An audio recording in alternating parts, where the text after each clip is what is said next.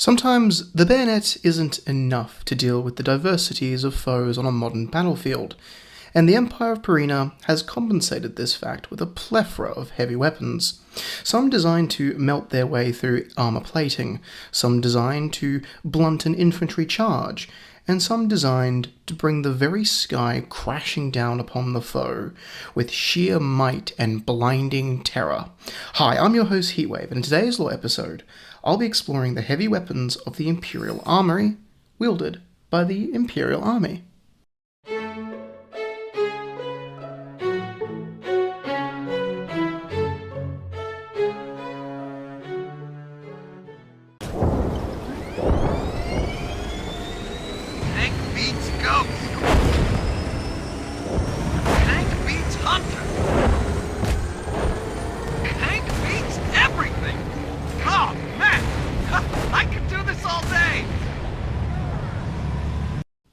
Welcome back to the Wings of Fire spin-off series, Empire of Pareena.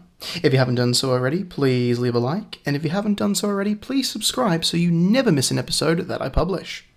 So in today's lore episode, I'll be exploring the part 2 on our look at the Imperial Armoury, with this episode highlighting the heavy and team weapons of the Imperial Army. For context, a team weapon is a single weapon system that is operated by multiple dragons, each having a different role towards the operation of the weapon system, like the gun troop commanders, gunners, assistants, loaders, and ammunition bearers.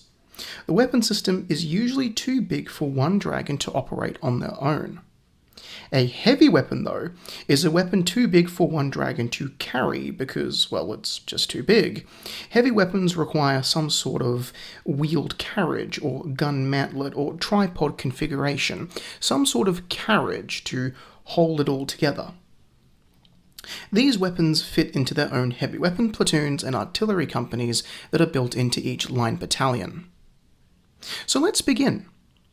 While it's relatively new, the M1 repeating cannon isn't just a heavy machine gun. No, this thing is more of a light autocannon. Historically, the Department of Military Affairs isn't a huge fan of fully automatic weaponry, as they see it as a waste of valuable ammunition. The first real Imperial machine gun came in 2003 as a section-level support weapon to go with the new service rifle of the same year. But the army wasn't exactly interested in the weapon. Only 15 were built, and by 2040 all had been removed from active service. The weapon was a simple milled construction with riveted casing. It was fed by a large open 20-round magazine mounted on top of the breech, and would drop the spent cartridge underneath itself. 2 of these weapons were used by the few law enforcers and border guard forces during the defense of California in 2135, but any other record of its use is non-existent. In 2104, the old weapon was redesigned as the M1 and was introduced into service. Very few weapons were using brass for their ammunition, mostly artillery guns, and considering the shell that this thing fired, it kinda comes under the category of artillery. This one factor tricked the Imperial Army into ordering more of the weapon, as it was classed as a battlefield artillery, not necessarily a machine gun. The initial reason this weapon was developed was to create a weapon capable of supporting or suppressing the enemy in quick succession. The result, though, is quite terrifying. The M1 repeating autocannon fires a 32mm shell, the size of a sea wing's fist.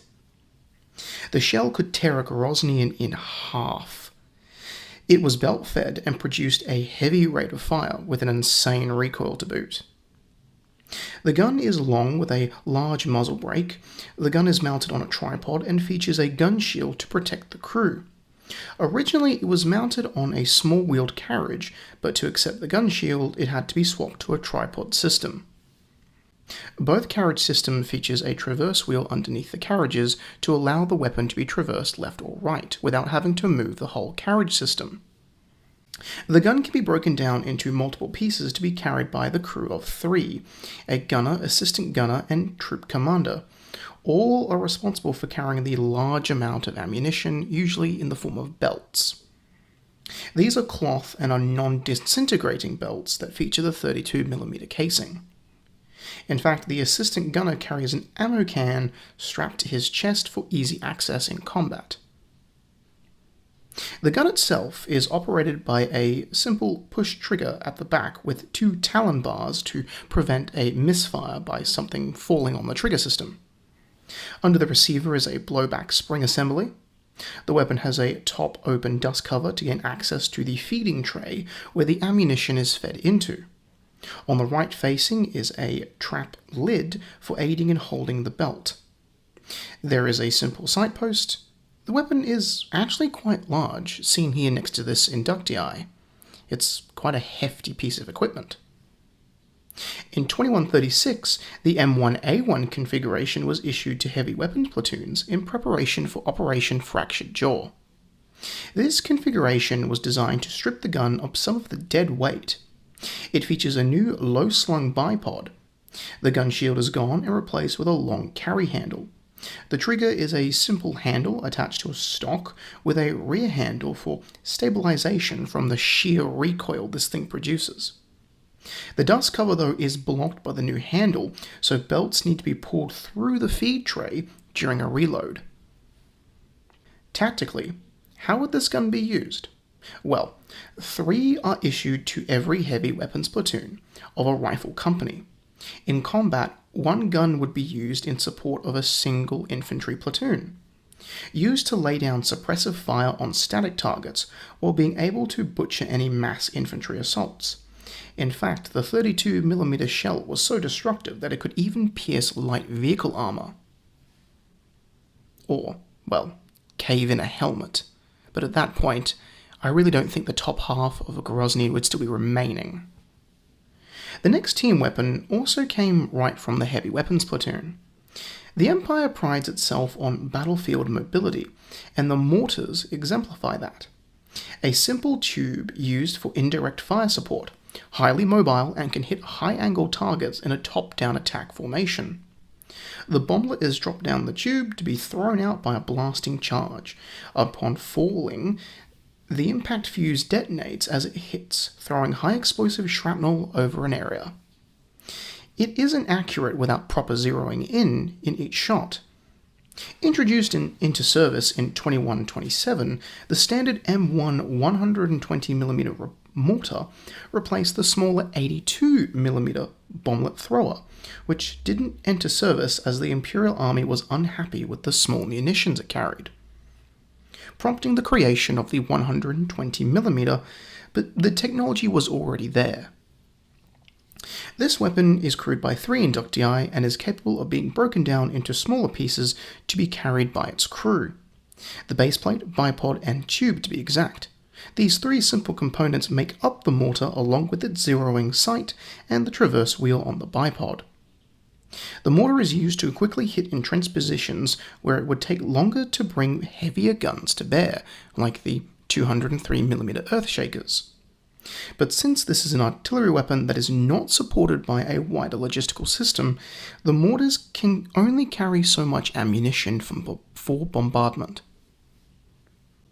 Their ammunition is actually quite unique to this weapon system.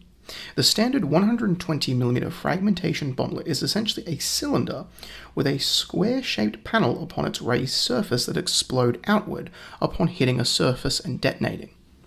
The mortar was also capable of firing white phosphorus bomblets to provide smoke cover or to flush out any unwanted defenders from their fortified positions.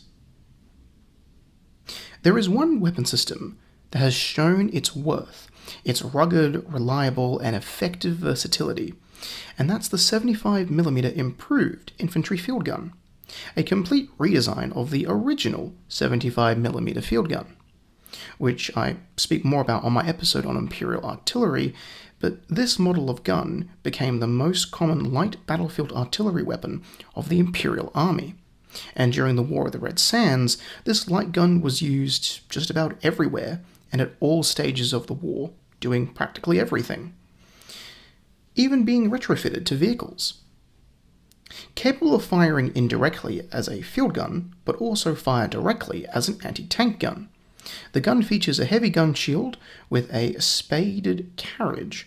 The gun is low velocity, mounted to a rail to aid recoil. It fires the standard shell types of the Imperial Army, including thermite, white phosphorus, and high explosives.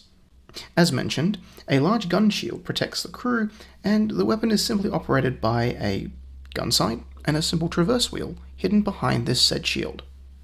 The gun is crewed by 3 inductii, with only 2 draggers needed to actually tow the gun behind them. But they do have access to transportation for ammunition at least. On the battlefield, ammunition is carried in long metal tubes that hold 1 shell casing. A single inductii can carry about 6 shells, so there are 18 shells for the crew of 3, which 6 shells being of each shell type, so thermite, white phosphorus, high explosive. The 75mm was used for just about everything, as I mentioned, even being used to push up with infantry to provide supporting fire, or if used defensively, they would prioritize anti-tank duties.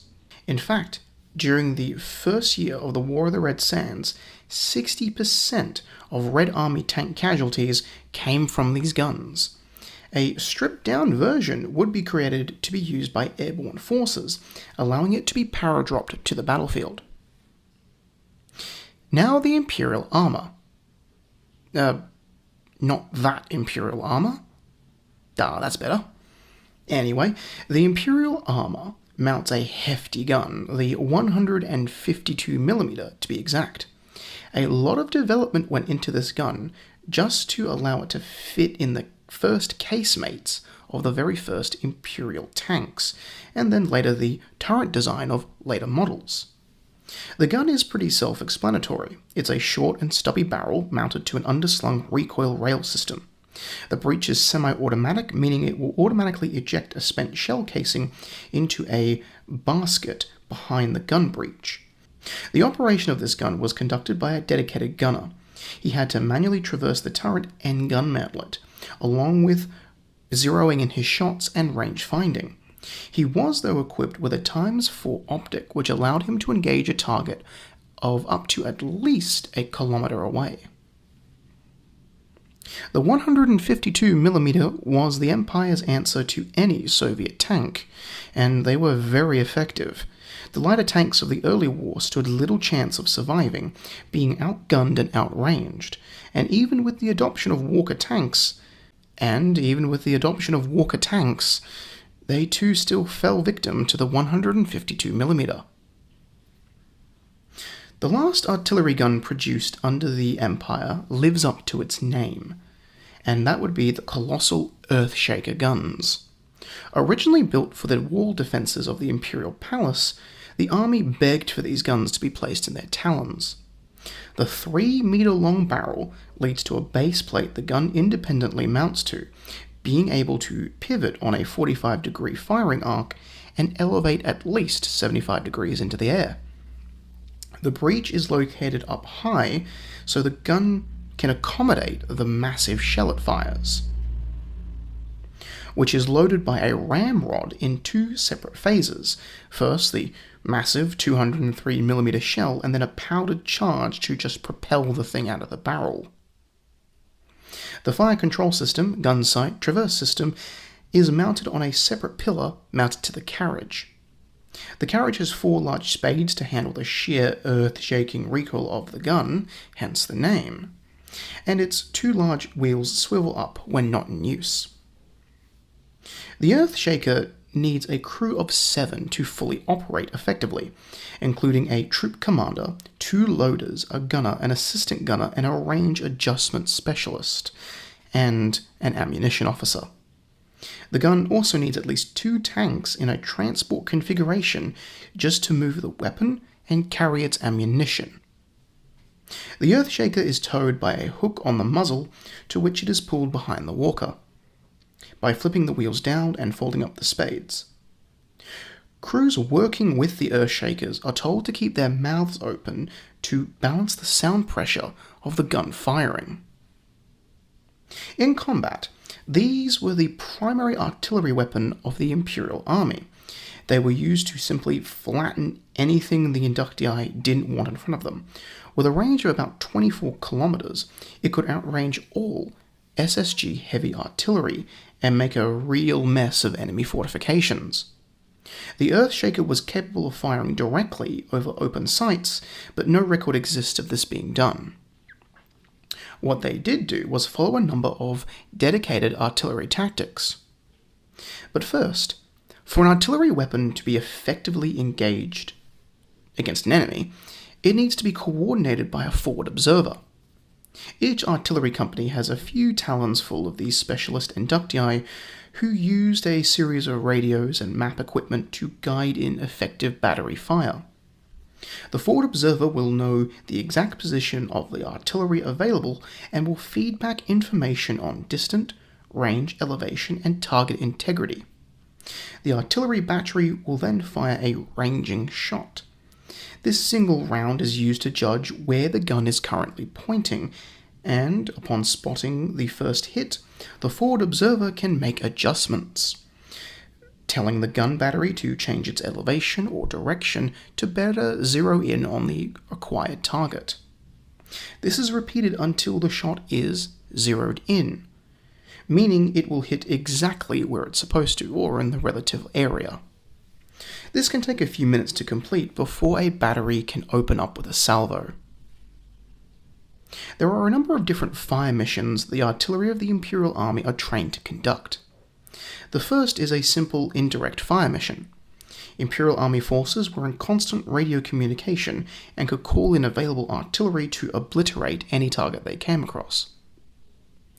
The next is time-on-target tactics. This is best used against a static target that can be clearly marked on a map. This allows forward observers to pre-aim the guns to hit their intended targets by already zeroing in the shots. This helps shorten the time needed for an artillery battery to zero in and fire a salvo, which limits the enemy's response times, hence the name time on target. The third is pinpoint tactic. Just like time on target, this shot is pre-zeroed in, but only one round is ever fired, with the exclusive goal of hitting with complete pinpoint accuracy. The fourth is creeping barrage tactics. This requires constant communication and swift gun crews to avoid friendly fire. This is true danger close we're talking about. This tactic is where the artillery will fire on a set corridor. After the first salvo, the guns will move further up the corridor, essentially walking their fire forward. Behind the shelling, friendly Imperial Army units will move into position inside the corridor, mopping up any enemy that, luckily, survived the salvo. Finally, artillery batteries are trained in counter-battery tactics. Forward observers will view the battlefield and wait until they spot enemy artillery fire before coordinating a counter-fire mission to strike the enemy's heavy guns. Considering the SSG's lack of mobile artillery assets, this tactic was very successful. I'll finish on the common ammunition types of these heavy guns, excluding the autocannons and the mortars, of course. The Imperial Army uses 3 types of ammunition across all of its heavy guns: high explosive, thermite, and white phosphorus. Some of the rounds used are also marked as tracer ammunition, allowing it to be seen easier for fire adjustments. As the shell flies through the air, a small sulfur packet will burn, making the shell glow in a way as it travels through the air, identifying it. So we'll start with HE, or high explosives. It's exactly as it sounds. A large shell packed with explosives that detonates upon impacting a surface. While the shrapnel produced can slice through soft targets, it's the shockwave produced that carries a death sentence. It can snap bones, rupture organs, and in some cases sever limbs. This shell type is mostly used by the 203mm Earthshakers, with HE ammunition being used by other guns like the 152mm to demolish enemy fortifications rather than engage enemy infantry. That's left for the white phosphorus. As it implies, this shell type fires white phosphorus. It detonates into a cloud of phosphorus that ignites instantly with oxygen in the atmosphere. Any organic target within the cloud is set ablaze or suffers extreme burns. The Empire used this shell type to primarily attack large formations of enemy infantry. Upon observation, though, the fur that covers the Groznyans is very flammable, and once ignited, seems to keep burning. The final shell type used to engage hard targets like tanks or armoured vehicles is thermite. The shell detonates upon impacting a surface, but the resulting explosion is minor, but it does throw out sparks of burning thermite. The initial detonation mixes the metal powders and oxiders together. While this shell has a very limited destructive power, it is still useful, as the thermite is hot enough to melt armor plating together, or just cut its way through. The gunner who fired the shell will have to identify the best way to maximize the damage done. Take the SSG Walker, for example. It has a plethora of components needed for its effective operation on a battlefield. If the thermite hits the front glacier plate, it could melt through the driver's viewport, killing him instantly. It could weld the turret ring together, preventing the turret from rotating. It could melt the bow machine gun, making it useless. It could fly up to the barrel of the 128mm gun and melt a hole through it. And that's just the front of the Walker. It could cripple its legs, melt the metal together, seal shut hatches, warp gun optics, and if lucky enough, melt through the armor plating and keep burning inside the tank, hopefully leading to an ammunition detonation, wrecking the tank in a swift blow. The thermite shell can be described as a death by 1,000 cuts, as the hot metal takes out key fighting components of the tank, leaving it practically useless in the hands of the enemy. The only option for the crew is to simply bail out and hope they don't get picked off by machine gun fire or inductii rushing forward. Because each shell type has an impact fuse and detonates upon impact, it means they don't need high-velocity guns to score a hit or a penetration, meaning that they can be reliably fired from the snub barrels of Imperial guns. But that means the shell is heavier though, and at longer ranges, it is more likely to miss its target. Of course, unless that target is big enough not to miss. And that concludes another lore episode of the Wings of Fire spin-off series Empire of Pareena. Thank you very much for listening. I hope you've enjoyed this. This has been your host Heatwave, signing off.